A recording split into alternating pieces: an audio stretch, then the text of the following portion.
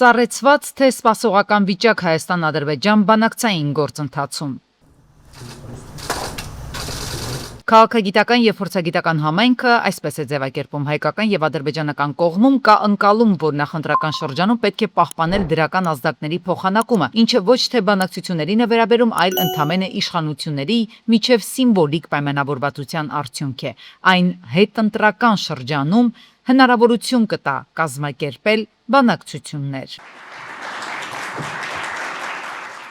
Բնականաբար բանակցությունները հատկապես Հայաստանի եւ Ադրբեջանի միջև ըստ էության Վաշինգտոնի ուղիղ, այսպես ասենք, մասնակցությամբ է սկսվել, նկատի ունեմ այս փուլը։ Իսկ այս փուլում բնականաբար Վաշինգտոնի համար կան այլ առաջնահերթություններ եւ այս ամենը կարծեք թե ստիպում են, որպեսզի հայ-ադրբեջանական հարաբերությունները այս պահին երկրորդվեն։ Մերձավոր Արևելքում լարվածության պահպանումը դրանով պայմանավորված նաև հայ-ադրբեջանական հարաբերությունների երկրորդումը նաև նպաստում է, որպեսզի Հայաստանում նախընտրական շրջանը սահուն անցնի։ Հայաստանի իշխանությունների համար ըստ վերլուծաբաների այս իրավիճակը ձեռնտու է։ Նոր անակնկալների մատուցման խնդիր չկա ժողովրդին, որպեսզի որոշակի պրոցեսներ գեներացվեն ընտրությունների նախօրեին։ Հետևաբար կարծում եմ այս փուլում բանակցությունների պայմանական դադարեցումը բխում է թե ստեղծված աշխարհաքաղաքական իրավիճակից եւ թե ներքաղաքական իրավիճակից։ Իրանական ճակատում Վաշինգտոնի համար ամեն ինչ պարզ չէ եւ հակամարտությունը առնվազն գոնե սառեցված չէ։ Վաշինգտոնի համար խնդիրները բավականին շատ են լինելու։ Հետևաբար Հայաստանի եւ Ադրբեջանի միջև հարաբերությունների կարգավորման ընթացքը, եթե Թրամփի վարչակազմը չօգտագործի սեփական հաջողությունները ցույց տալու համար, ապա այլ պարագայում էլ քաղաքական եւ բանակցային իմաստով այն առաջնահերթություն չի լինելու։ Սա նաեւ վերաբերում է Սյունիքով Թուրքիան Ադրբեջանին կապող թրիփին։ Այստեղ եւս մենք տեսնելու ենք առնվազն սառեցում իրավիճակի, քանի դեռ իրանական ճակատում Միացյալ Նահանգների համար ամեն ինչ պարզ չէ եւ որոշակի ստատուս քվո հաստատված չէ։ Այս փուլում ըստ վերլուծաբանների նաև իրատեսական չէ Ռուսաստանի ակտիվությունը Հայաստանի եւ Ադրբեջանի միջև հարաբերությունների կարգավորման առումով։ Այն ըստ փորձագետների անընդունելի է նաև Հայաստանի եւ Ադրբեջանի ղեկավարների համար։ Նրանք չեն ասում Հայաստանում տանկերով չենք հարձակվելու, որովհետեւ խաղաղություն է։ Նրանք ասում են մենք տանկերով չենք մտնելու, որովհետեւ կարող ենք մեքենաներով մտնել։ Տարբերություն կա այստեղ։ Եթե նրանք իրենց արժեն դրած խնդիրները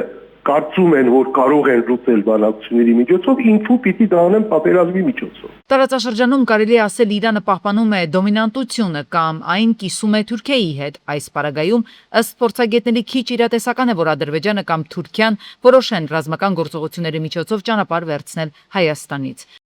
Ադրբեջանում պահվող 7 հայ գերիների ընտանիքների ներկայացուցիչ միջազգային փաստաբաններ դիմել են ՄԱԿ-ի կամայական ազատազրկման հարցերով աշխատանքային խմբին, պահանջելով նրանց անհապաղ ազատ արձակումը եւ դատավճիռների չեղարկումը։ Նշվում է, որ գերիները գերեվարվել են 2023-ի ռազմական գործողություններից հետո եւ դատապարտվել են երկարաժամկետ կամ ՑՄ ազատազրկման։ Դիմումը պնդում է, որ նրանց կալանքը կամայական է, առանց իրավական հիմքի, ուղեկցվել է քաղաքական հետապնդմամբ, անարդար դատավարություններով եւ խտրական վերաբերմունքով։ Նշվում է նաեւ, որ գերիները պետք է ճանաչվեին ռազմագերիներ Ժնևի կոնվենցիաների համաձայն։ Փաստաբանները պահանջում են ՄԱԿ-ից ճանաչել ազատազրկումը կամայական, ապահովել նրանց ազատ արձակումը, փոխհատուցում եւ միջազգային մշտադիտարկում։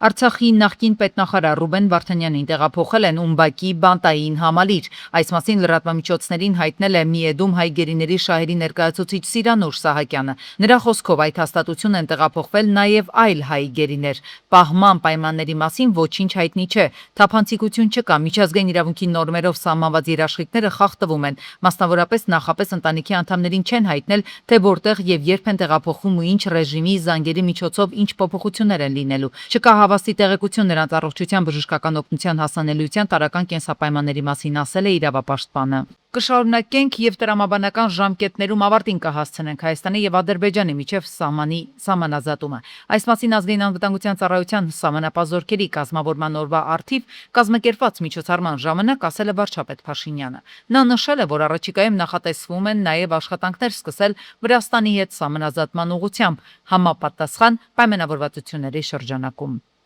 Հայաստանի Հանրապետության անկախությունից ի վեր առաջին անգամ Հայաստանի Հանրապետության բոլոր սահմանային անցման կետերը վերահսկվում են եւ այնտեղ ծառայություն իրականացվում է Հայաստանի Հանրապետության սահմանապահ զորքերի կողմից։ Հաջորդ կարևոր նորությունը, որ մենք ունենք արդեն 2 տարի Հայաստանի Հանրապետության սահմանների վերաբերյալ այն է, որ Ադրբեջանի հետ ունենք սահմանազատված եւ սահմանագծված 12 կիլոմետրանոց սահմանային հատված, որտեղ ծառայություն են իրականացնում Հայաստանի Հանրապետության սահմանապահ զորքերը։ Պիտի արձանագրեմ, որ այդ 12 կիլոմետրը Հայաստանի Հանրապետության եւ Ադրբեջանի Հանրապետության սահմանի թերևս միակ հատվածն է, որտեղ Հայաստանի եւ Ադրբեջանի զինված ուժերի ներկայացուցիչները ծառայություն են իրականացնում առանց սաղավարտների, առանց զրահաբաճկոնների եւ ինքնաձիգների պահունակները ոչ թե ինքնաձիգների վրա, այլ պահյուսակների մեջ դրած։ Գյորջյան Կասկադ 60 ամիս փուլային վճարում բազմաթիվ առավելություններ։ Օրենքի համաձայն քվեարկության օրվանից 40 օր առաջ հրապարակել են ազգային ժողովի հերթական ընտրությունների ընտրողների նախնական ցուցակները ըստ ընտրական տեղամասերի։ Դրանց կարելի է ծանոթանալ ներքին գործերի նախարարության elections.gov.am հարթակում։ Որոնման համակարգում ընտրողը կարող է մուտքագրել իր անունը եւ ազգանունը գտնելու համար այն ընտրական տեղամասը, որտեղ պետք է կատարի քվեարկությունը։ Ավելի ճշգրիտ արդյունք ստանալու համար հնարավոր է լրացնել նաեւ ծննդյան օրը, ամսաթիվը եւ տարեթիվը։ Հարթակում ներբեռնման հնարավորությամբ հասանելի են նաև ընտրողների նախնական ցուցակները։ Միաժամանակ կուսակցությունների դաշինքները կենտրոնական ընտրական հանձնաժողովի կողմից ընտրացուցակների գրանցումից հետո 5 օրվա ընթացքում պարտավոր են նախընտրական հիմնադրամ բացել։ Հանձնաժողովը հիշեցնում է, նշելով, որ կուսակցությունների դաշինքում ընդգրկված կուսակցություններն առանձին նախընտրական հիմնադրամ ձևավորելու իրավունք չունեն։ Վարչապետին ուղեկցող մեքենայի մասնակցությամբ տեղի ունեցած վրաերթի հետևանքով զոհված հղի կնոջ գործով դատական գործընթացները 4 տարի անց էլ դեռ չեն ավարտվել։ Սոնա Մնացականյանին մահացու վրաերթի ենթարկված վարորդի վերջնական պատիժը հայտնի կդառնա մայիսի 18-ին, երբ վերաքննիչ դատարանը կհրապարակի իր վճիռը։ Քաղաքացիները մոմավառություն էին կազմակերպել եւ ծաղիկներ խոնարել դեպքի վայրում Պարոնյան Լեո խաչմերուկում։ Նրանք շատ խաղալիքներ էին տեղադրել ի հիշատակ չծնված մանկան։ Իրավապաշտպաններն ու փաստաբանները գործի վերաբերյալ հատուկ զեկույց են ներկայացրել։ Դատական նիստերի առումով մենք շատ ենք տեսել տարբեր քաղաքական հնչեղության գործերը, որտեղ ամեն շաբաթ կամ ավելի հաճախ նույնիսկ նշանակում են նիստեր եւ արագ մոտենում է հանգուցալուծման։ Այս դեպքում տեսնում ենք տարվա մեջ մեկ ձեռքի մատերի վրա հաշվել կարելի է թե քանի նիստ է իրական։ Օրինակ Միքայել Սրբազանի գրեթե ամենօրյա նշանակված նիստերը, որ եթե չեմ սխալվում, 2 շաբաթվա ընթացքում, չգիտեմ, ընդ որում չէին հասցնում պատրաստվել պաշտպանները, փաստաբանները։ 27 թվականի ապրիլին, հենց ամսի 26-ին կլրանա այս գործի վաղեմության ժամկետը եւ ինչպես գիտեք արդեն օրինակ պատասխանատուների հետ վերաբերյալ վարույթը դեռ այդպես քնած վիճակում է, փորձակնության չի անցկացվել, ձայնագրությունների հետ կապված հարցաքննություն չի իրականացվել։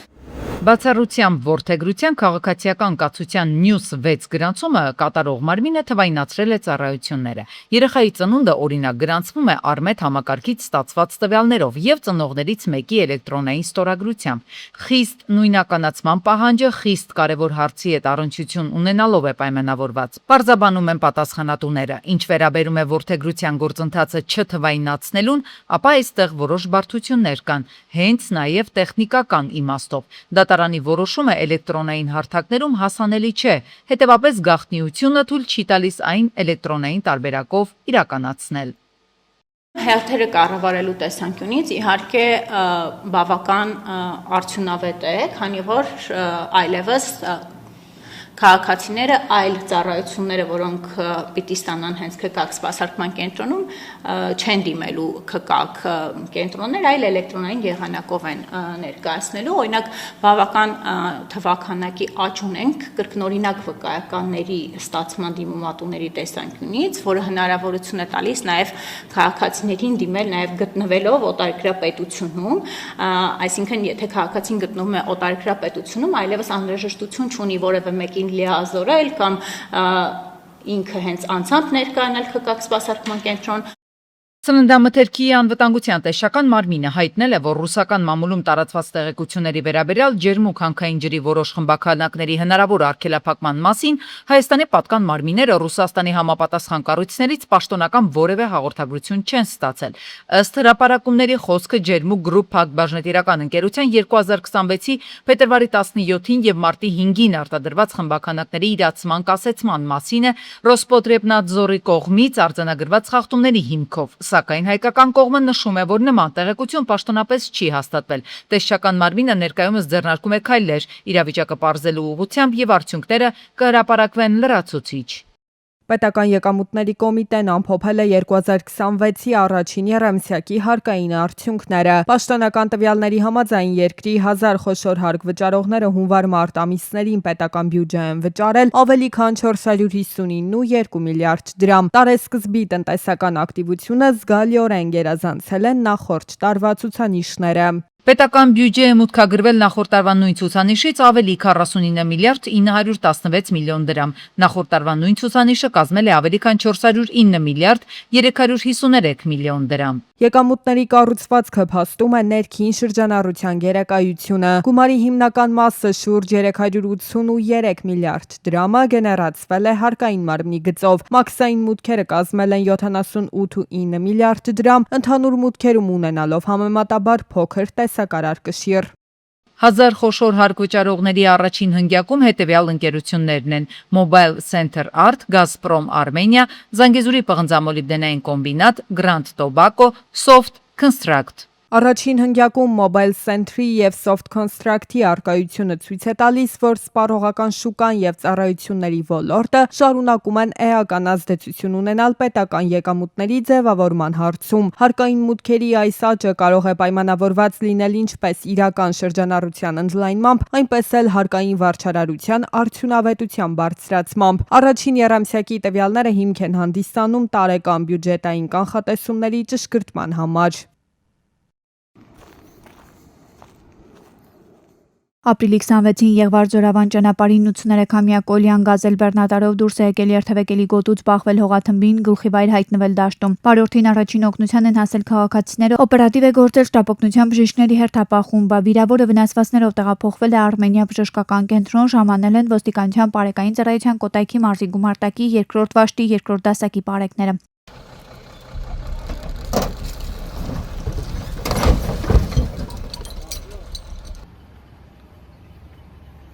Ապրիլի 26-ին 36-ամյա Արմենը Ինֆինիտիով Սևան քաղաքի Աբովյան փողոցում բախվել է երկաթ էլեկտրասյան 8 թեղյա կրպակին, ուղևորը բուժօգնության համար դիմել է Սևան բժշկական կենտրոն։ Տեղում էին ոստիկանության Պարեկային ծառայության Գեղարքունիքի մարզի գումարտակի առաջին վաշտի պարեկները։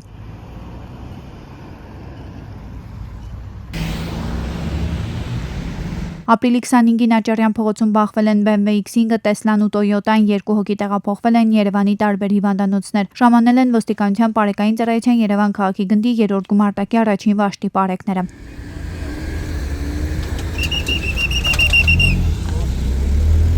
Քաղաքացիները նշում էին նաև, որ բավականին օպերատիվ է գործել Երևանի 103 շտապօգնության բժիշկների հերթապահ խումբը, ովքեր վիրավորին միջև հիվանդանոց տեղափոխելը տեղում առաջին բուժօգնությունն են ցուցաբերել։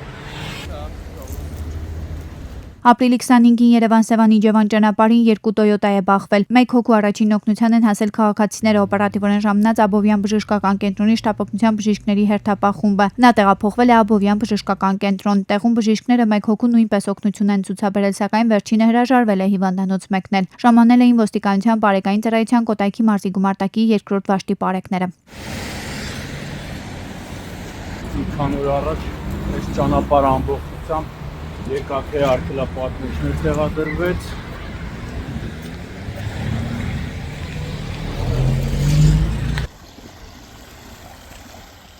Ապրիլի 24-ին արտակարգ դեպք է տեղի ունեցել Մայրաքաղաքում հաղթանակ թաղամասով անցնող ջրանցք մեքենա էր ընկել։ Երևանի շտապօգնության բժիշկների հերթապահ խումբը վարորդին 57-ամյա հայկին տեղում օգնություն է ցուցաբերել։ Վարորդը հրաժարվել է հիվանդանոց մեկնել, նա սթափ է եղել։ Ապրիլի 23-ին Երևան-Սևան Իջևան ճանապարհին Մերսեդեսը դուրս է եկել երթևեկելի գոտուց, մի քանի պտույտ շրջվել, հայտնվել ձորում։ 2-17-ամյա քաղաքացի վնասվածքներով տեղափոխվել են Սևան բժշկական կենտրոն։ Ժամանել են ոստիկանության Պարեկային ծառայության Գեղարքունիքի մարզի գումարտակի առաջին վաշտի պարեկները։